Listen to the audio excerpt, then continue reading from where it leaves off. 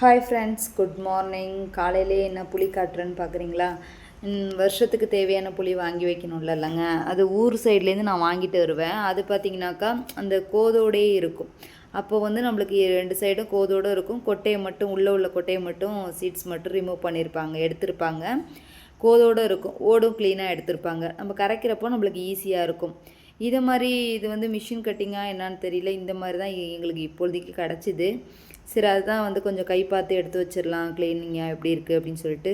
கொஞ்சம் ஓடு உள்ளதாக இருந்ததுன்னா, இல்லை வேறு எதுவும் பூச்சி இது இருந்ததுன்னா, அடிச்சிருந்ததுன்னா அதெல்லாம் கொஞ்சம் பார்த்து க்ளீன் பண்ணி எடுத்து வைக்கலாம் அப்படின்னு சொல்லிட்டு கொஞ்சம் கொஞ்சமாக க்ளீன் பண்ணி எடுத்து வச்சிட்ருக்கேன். பாருங்கள், இந்த மாதிரி ஓடு இந்த மாதிரிலாம் இருக்குல்ல, இது மாதிரிலாம் ஓடோடு வச்சுருந்தோம் அப்படின்னாக்கா அது வந்துட்டு நம்மளுக்கு பூச்சி வந்துடும், புழு வந்துடும், பூச்சி அடிச்சிடும். அதனால் வந்து அதெல்லாம் கொஞ்சம் நம்ம பார்த்து எடுத்து வச்சோம்னா தான் வருஷத்துக்கு புளி வந்து நம்ம இதாக வச்சுருந்து பாருங்கள். இந்த மாதிரி பூச்சி அடித்த மாதிரிலாம் இருந்ததுன்னா அதை க்ளீன் பண்ணிடணும். அது க்ளீன் பண்ணிவிட்டு 2 தாம்பாளம் எடுத்து வச்சுருக்கேன். இன்னும் ஒரு தாம்பாளம் எடுக்கலாம், அந்தளவுக்கு இருக்குது. ஸோ அதை தான் ஒன்று ஒன்றா பார்த்து க்ளீன் பண்ணி எடுத்து வச்சிட்ருக்கேன். ஏன்னா நம்ம அந்த ஸ்டோர் பண்ணி வச்சிட்டோம் அப்படின்னாக்கா அது வருஷத்துக்கு நம்ம யூஸ் பண்ணிக்கிறது. அது மட்டும் இல்லாமல் எனக்கு கோதோட ஊரில் அம்மா ரெடி பண்ணி கொடுப்பாங்க, அது எனக்கு நல்லா இருந்தது. ஆனால் இந்த தடவை எனக்கு இதுதான் எனக்கு வந்து இங்கே கிடச்சிருந்தது. ஸோ அதனால் இதை நம்ம க்ளீன் பண்ணி வச்சுக்கலாம் அப்படின்னு சொல்லிட்டு க்ளீன் பண்ணிகிட்டு இருந்தேன். அடுத்து பார்த்திங்கன்னா புளி வந்து நம்ம இப்போ வாங்குகிற கலருக்கே நல்லா ஃப்ரெஷ்ஷாக இருக்கணும் அப்படின்னாக்கா நம்ம புளியை வந்து ஃப்ரிட்ஜில் ஸ்டோர் பண்ணி வச்சுக்கலாங்க. நான் வந்து எப்படின்னா புளியை வந்து என்ன பண்ணுவேன், இந்த மாதிரி நல்லா க்ளீன் பண்ணிவிட்டு ஒரு நாள் வந்து வெயிலில் காய வச்சுருவேன்.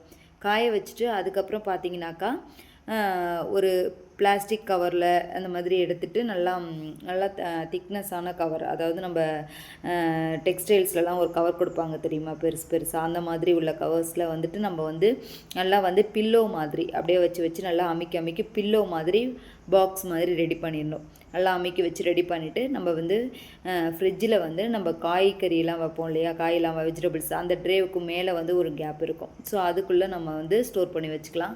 அது மாதிரி வச்சிட்டோம் அப்படின்னாக்கா புளியில் வந்து சீக்கிரம் பூச்சி பிடிக்காது. அதுக்கப்புறம் பார்த்தீங்கன்னாக்கா புளியோட கலர் வந்து கருப்பாக போய்டும் இல்லையா, பழைய புளி ரொம்ப கருப்பாக போய்டும். அந்த மாதிரி கருப்பு புளி ஆகாமல் கொஞ்சம் ஃப்ரெஷ்ஷாக நம்ம புது புளி மாதிரியே இருக்கும். ஸோ நான் அந்த மாதிரி தான் பண்ணிக்கிட்டு இருக்கேன். வருஷம் அப்படி தான் பண்ணுறது, ஃப்ரிட்ஜுக்குள்ளே ஸ்டோர் பண்ணிக்கிறது.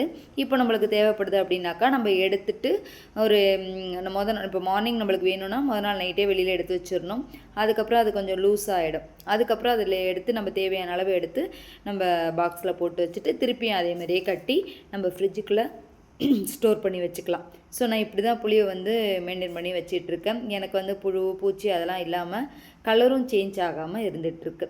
ஓகே ஃப்ரெண்ட்ஸ், இந்த வீடியோ பிடிச்சிருந்தா லைக் பண்ணுங்கள். ஓகே, பாய்.